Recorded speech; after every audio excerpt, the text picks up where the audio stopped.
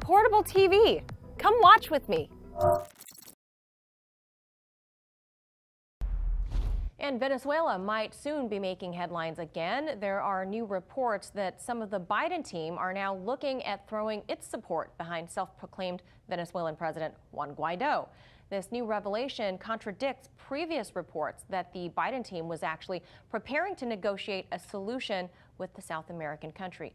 RT's Alex Mihailovich has more. As new lawmakers took their seat at the table, America's choice for leader of Venezuela was voted out. Earlier this month, Venezuela's new parliament was sworn in after President Nicolas Maduro's allies swept the legislative elections in December. The vote removed much of the Venezuelan opposition from the National Assembly, including its leader, Juan Guaido, a U.S.-backed lawmaker. Although the U.S. called the election fraudulent, about 300 international observers approved the result, contradicting international critics and boosting the legitimacy of the Maduro government. Being here as the constitutional president before the new National Assembly, the renewed National Assembly is a prize that belongs to our country alone, to its sovereign will, its democratic vocation, and its collective determination to be free, sovereign, and independent.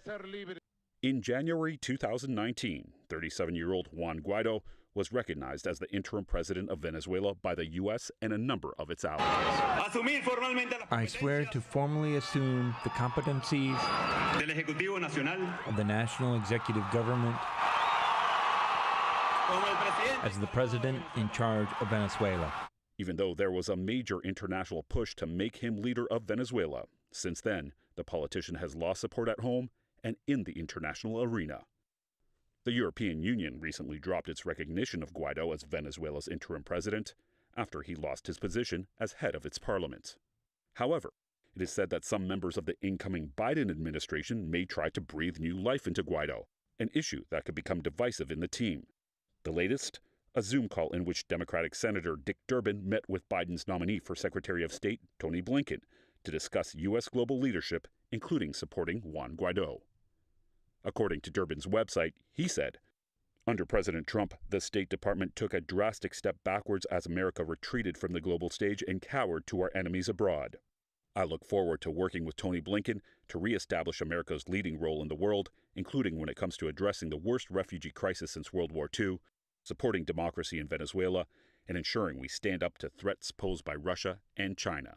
With Juan Guaido at the heart of the Venezuela conversation, that stance directly contradicts reports that Joe Biden's team could be preparing for talks with Venezuelan President Nicolas Maduro.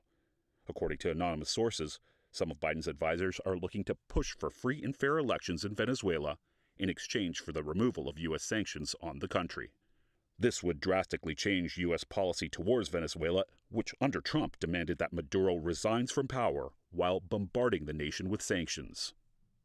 The measures dictated by the supremacist government of Donald Trump against our country and endorsed by its satellite governments have shaped a progressive economic asphyxiation, which has deeply wounded the body of the nation, severely affecting our population. Hopes are that once Biden becomes president, negotiations between Caracas and D.C. could bring an end to Venezuela's economic crisis. Word is, New York Democrat Gregory Meeks may play a big part in the talks. Not only did Meeks attend the 2013 funeral of Hugo Chavez on behalf of the Obama administration, but he is also said to have an amicable relationship with Maduro, who he's met in the past. For RT, I'm Alex Mihailovich.